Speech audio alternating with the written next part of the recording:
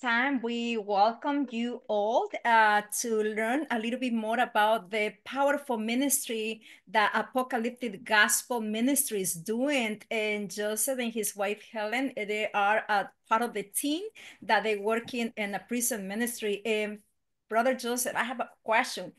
How long you been doing this? You doing together? Please let us know.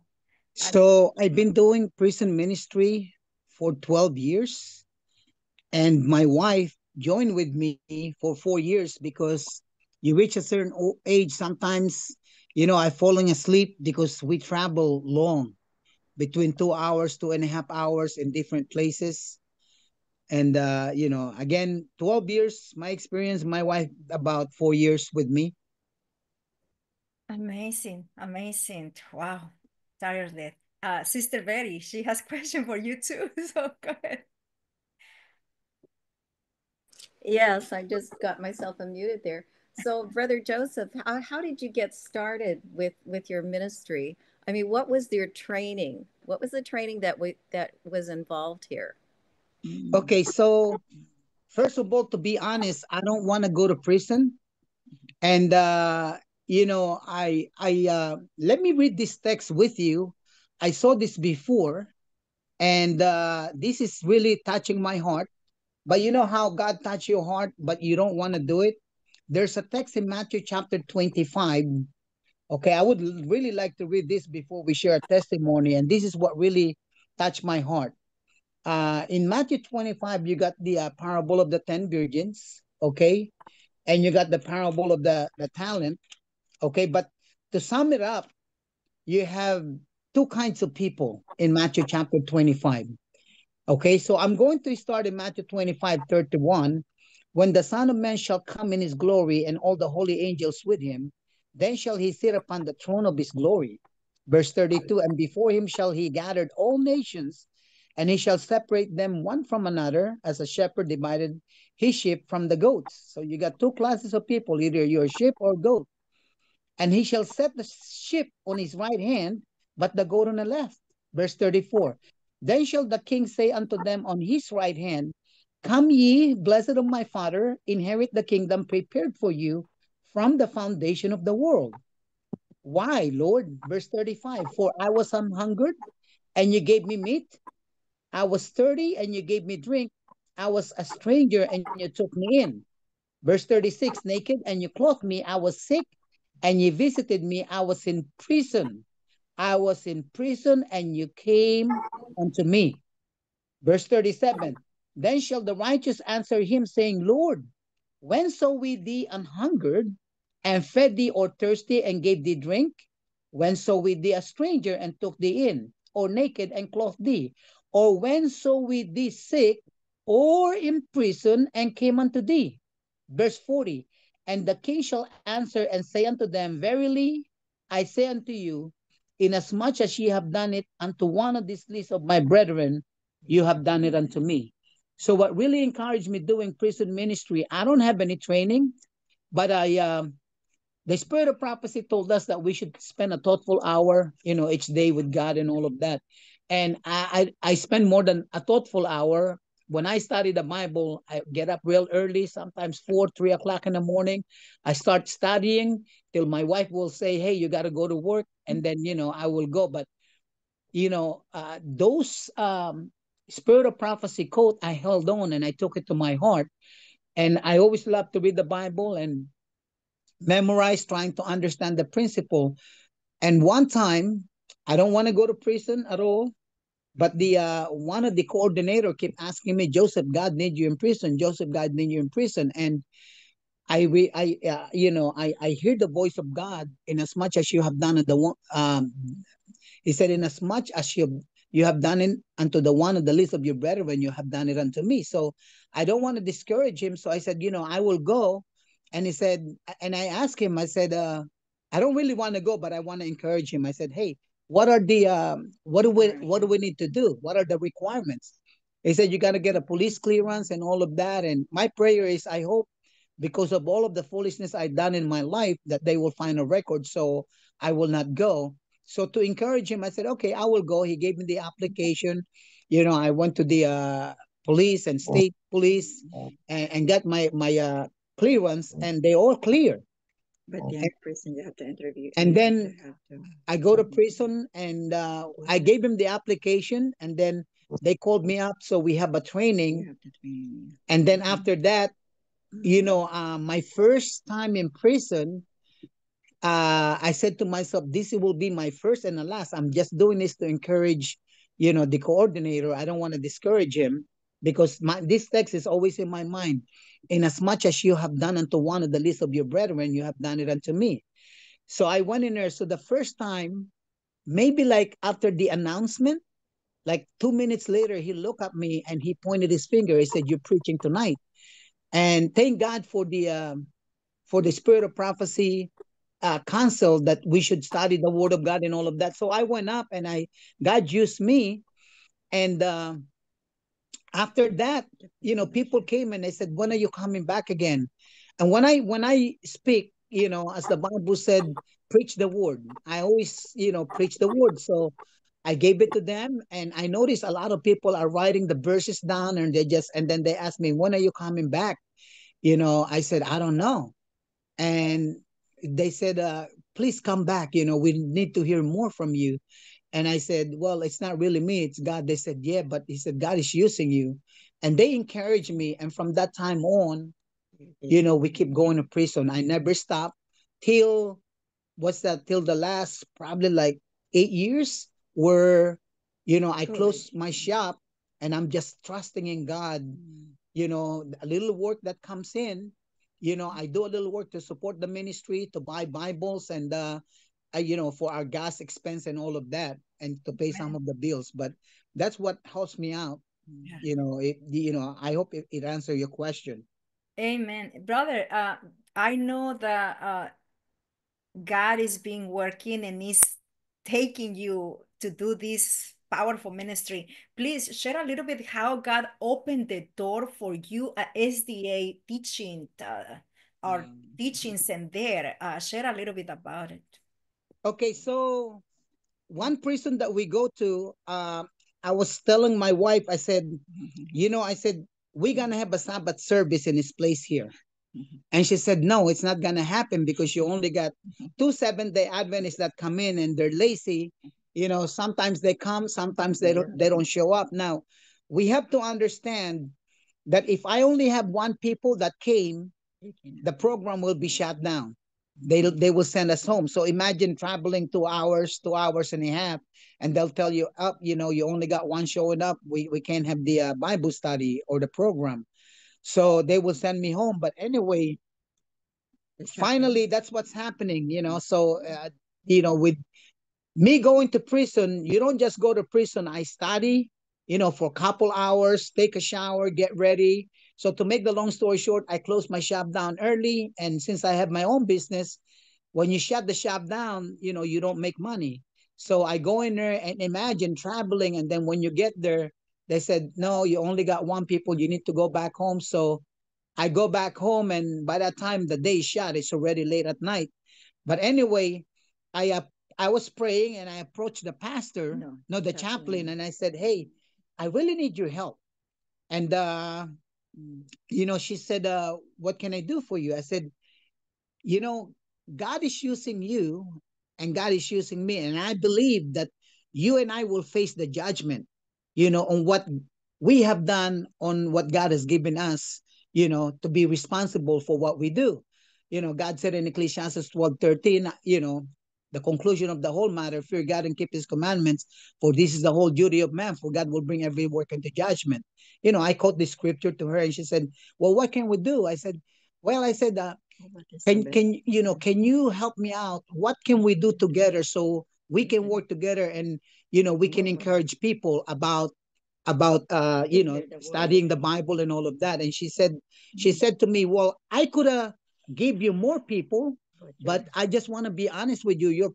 Our problem is you are Seventh-day Adventists, and if you can promise me that you will not teach the Seventh-day Adventist doctrine," she said, "that I will give you the Protestant service." Now, the Protestant service are big. Sometimes one time it's really be about 200 people. And, so told her, I said, I promise you that when you if you help me out and put me to the Protestant service, I will not teach the Seventh-day Adventist doctrine. We will just stick with the Bible. The reason why I said that, our doctrine is not our doctrine, is from the Bible. So she said, okay, it's a deal. So that's how we started. And from that, we're able to bring some people, okay? Because what she did is she opened up a way for me to, where first I was preaching on Sunday. And then from that, she gave me Friday afternoon, okay, to go teach the Bible. And we're able to bring some people in from that to our Bible study. And that leads to now we have Friday and Saturday. they gave us Friday and Saturday, because after one of the woman asked me, she said, the first thing that she said to me, the way the pastor introduced me, there's a big group. The chaplain, she said, I just want to let you know that this man is a Seventh-day Adventist pastor. She kept repeating that. And so the way I said it, I told them, I said, I just want to let you know that religion will not save you. None of us will not be saved by what our religion. Jesus is our Savior. So I said, I'm here to teach you what God said. And then, believe it or not, one of the women asked a question. Well, she said to me, well, what day is the Sabbath? Is it Saturday or Sunday? And I said, well, I can't answer that because I'm not allowed to teach any Seventh-day Adventist doctrine, but the Bible will answer that. So first, we went to the book of Genesis, 7 days a week. God called it the first, second day, third day, fourth day. So there's no Monday, Tuesday, Wednesday, Thursday in the Bible. And then, I'm just going to that one because it's a little lengthy. I don't want to jump too much in a point, but then I established the days of the week. You got first day, second day, and then we went to what God did on Genesis chapter 2 after he created heaven and earth. And then after that, we established the first day of the week, which is Jesus' resurrection. And I told them, you got Matthew, Mark, Luke, and John. Always in the last chapter of that Bible will tell you on the first day Jesus was resurrected. And I said, if we have 7 days in 1 week, okay, and if that's the first day of the week, Sunday, which is Sunday, what is the day prior to that one? So one of the ladies said, not only one lady, a lot of them said, well, it's Saturday Sabbath. I said, look, you answered that. I didn't say it. Okay. So from the biblical standpoint of view, I shared them what the Sabbath is. And then I went to Hebrews chapter 4, about the 7th-day Sabbath. It's not nailed to the cross. After that, one of the lady came running to the chaplain's office and she said, why can't we have a Sabbath service if you gave the Sunday people, their worship, the Muslim that you give him Friday, you got the Buddhist on Thursday. Why can't we have the Sabbath service? Now you have to understand, in prison, I cannot tell the chaplain what to do. But when the prisoner make a request, she had to listen to that. Okay? Because the prisoner are getting sued for religious freedom. So from that time, I think 2-3 weeks later, she closed down the Sunday service. And most of the services is being done on Sabbath, Friday and Sabbath. If that answers your question. Okay. And we did have 12 baptism, and a lot more people are coming in and they want to get baptized by God's grace. Man, we have another question. Tell Tillman, you can go ahead.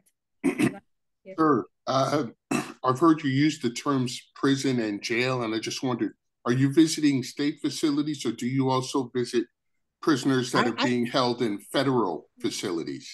So at one time we went to federal.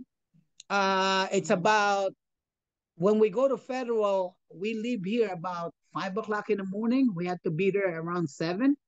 And what happened in the federal, we need to pray for that.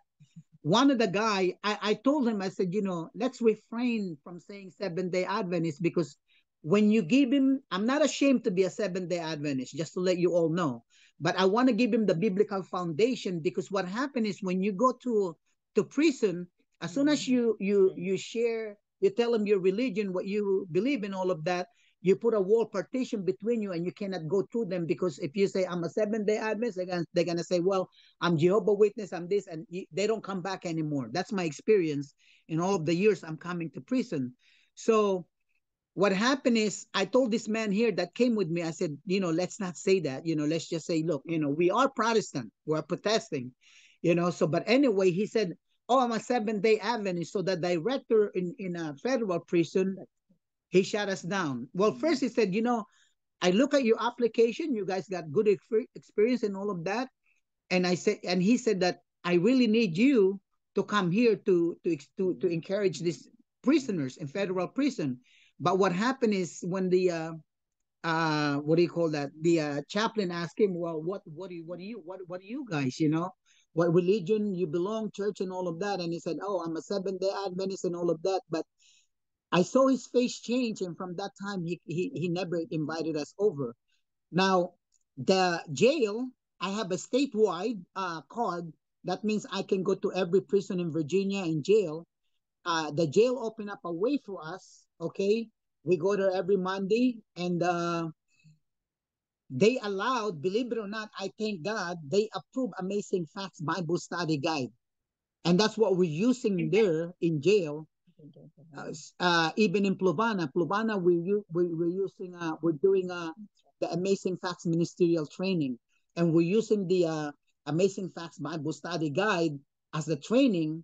And I told them, I said, look, we need to study this here. We got to know our Bible, because the first thing in the Bible study guide and Amazing Facts is, is there anything you can trust? But anyway, that's what we're doing. And, yes, I hope that answers your question. We do go to jail, we go to prison, and I hope and pray that the federal prison will open up. And, I still got to get in touch again and call those people up. And by the way, just to let you know, if somebody will ask you, why do you travel 2 hours, 2.5 hours, sometimes 3 hours to go to prison? Just to let you know, pray for us, because it can be discouraging. We do have a prison day where we go to churches that's close to that prison to encourage them to go to prison. And believe it or not, I don't know, and I'm not going to judge anybody. They will say, okay, I will come and join and all of that, because, we want to train them. We want to teach them. We can't do all of this by ourselves. But believe it or not, they don't come back. They don't show up. I don't know why, but, we leave that in God's hand. Amen. I hope that answers your question, my brother. Yes. Brother and sister, what is the danger that you face when you go? I know sometimes you feel sleeping and you're traveling this so long, but what is another issues that you can experience going there? Well, one time, believe it or not, we are, a deer hit us, it totaled our car. And then one time we're going to prison, and we're going to number 2 of Amazing Facts. And I said, you know what? I said, they really need to know who our enemies are, who is our enemy. And, the Bible study is about who created the devil. But man, our car, it was raining so hard, and our car pliffed going to prison. And that totaled that car also. But anyway, we got radiation. Sometimes I go, we go twice a day going to prison, and we go through that x-ray twice. So keep us in your prayer. And my wife, thank God for the health message. We're keeping ourselves healthy. We're exercising, and we're taking vitamins and all of that. Hopefully that will, help us out, because we're not young anymore. But anyway, yeah, between radiation and the deer on the road and all of that, and that's the only thing. But God is protecting us by God's grace. Amen, amen, amen. Well, she looks young and younger. And we want to see you. Share a little bit, one of the stories. We want to hear her. Can she share something about in the woman's prison or something? Helen, what is your experience? Tell us a little bit. Oh, yeah, it's really nice though, because the woman, it's really, it's like you're close to them. They always ask you, you need prayer or they have problem, and that's what I'm doing with them. I always write down their names that I know, who they are, and that's what I'm doing with them. That's why it's really nice to be with them. It's really good. Sometimes they talk to me, and every time, it's really like it's your family. Yeah, and Well, they cannot wait to see us every time. That's what they're so happy. Yeah. Hey, can I share something, my sister? You got to remember, Yeah. I mean, in our experience, some of these people here, because of the crime that they committed, their own family never visited them. They can be in there for 10, 15 years, 20, 30. Yes. Their own family don't visit them. And they look forward to see us. We become their family. And they talk to us and all of that. And, so I thank God also, just to let you know, going to prison, a wife and a husband, we're able to reach out to more people because there's certain places, even though I believe it or not, the chaplain made us her assistant. We're able to go to different places in prison. We go to medical, we go to places where, that nobody else can go to pray with them. Yeah. Intake. So they have intake, the new people that's yeah. coming in. We're able to preach to them and share the word of God. And they have one more that is already locked that they cannot get out too. It's a different one. So in prison, Yeah, there's another jail. Mhm. If you did something bad, they will lock you up. And we're able to go with them and pray with them. So just to let you know, that's ano pa share. Amen, amen. What a blessing. And you said that people got baptized. And brother, how we can, I know since I met them in Phoenix and was such a blessing to meet them and we got that connection and they've been join us here in the prayer line and it's been a blessing to pray with them. And then, and since then I've been praying for you both and the ministry and those who need Jesus. Please let us know how we can help, because I know this is not for everyone's. I know that's a calling. How we can be able to help or share another story that is being impacting your life too. Okay, so just to let you know, I have a 4-bay shop, commercial shop, and it's a 4-bay. I can hire 4 mechanic, and I can make $400 an hour easy just for the labor. This is after I pay my people like $50 an hour, just to let you know. That's not including parts. But my wife and I, we committed our life doing God's work. If I don't want, I'm tired of chasing money anymore. I said, Lord, if I die later on, what is it if I gain the whole world and lose my own soul? So now we're reaching out, helping people out as much as we can, and we're just living by faith. And the question is, how can we be a part of the ministry?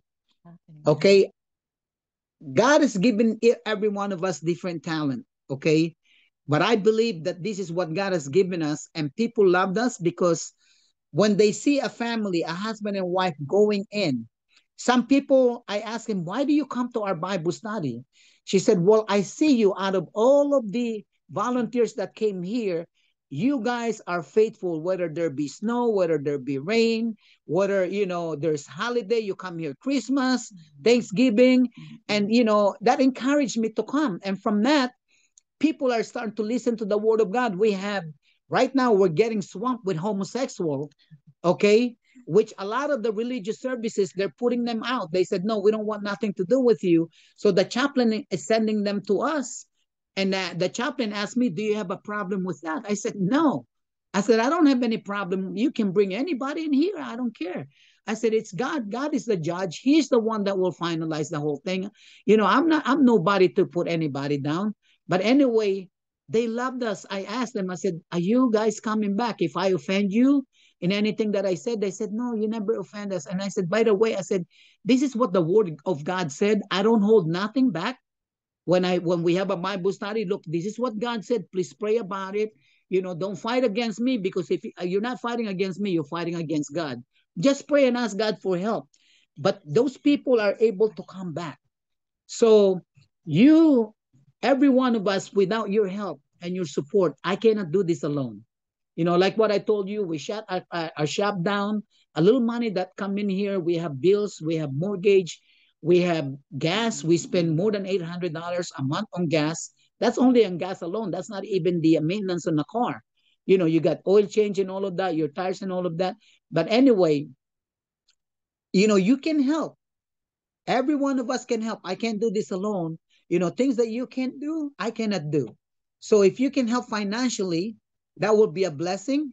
And again, in as much as you have done unto one of the least of your brethren, you have done it to Christ. God has blessed us so we can be a blessing to others. And the Bible told us the more we give, the more we will receive for his glory. And not only that, just to let you know, the Bible that we are giving to the prison are not cheap Bible. They're letter. Okay, they're platinum edition. They're made by Remnant. Okay, some of them, a lot of them are asking for the large print. They're about $150. Now you said, well, why are you spending so much money on a Bible? The way I see this, first of all, this is God's ministry. Number two, this is God's work, and God sent His only begotten Son to die for you and I. Jesus became poor for you and I to show you and I how much he loved us. So in giving this Bible, it would be a blessing to them, because in the back of this Bible, there's a sanctuary Bible study. There's a Bible study in the back about the 2,300 days. If you're familiar with the Remnant Bible study with Ellen G. White comments. And guess what? If I'm out there preaching and doing the Bible study with them, they will say, Pastor, hold on. And I said, yes, go ahead. Can I reach this comment here? Because this comment is beautiful. And every time I read this comment, it's opening up my eyes. Now, you got to understand, I never introduce and say, Ellen White said this, Ellen White said that. I don't do that. It's not that I'm ashamed of Ellen White, because a lot of people badmouth Ellen White, but I let them see it. But when they read it, their heart are being convicted. So, that's what we do. So we spend a lot of money on Bible. We just spent almost $1,000 the last order that we have. And if you can help, being in partnership with AGM, Apocalyptic Gospel Ministry, with Pastor Brian, what we do is we help him out on his work and he help us. But anyway, there's a tax deductible that you will receive also. So if you can help, again, this is for God's glory, to God's work, we would really appreciate it. And I want to thank you so much for inviting me over. And by God's grace, we can work together, and we need you. God needs you. We need one another. Amen.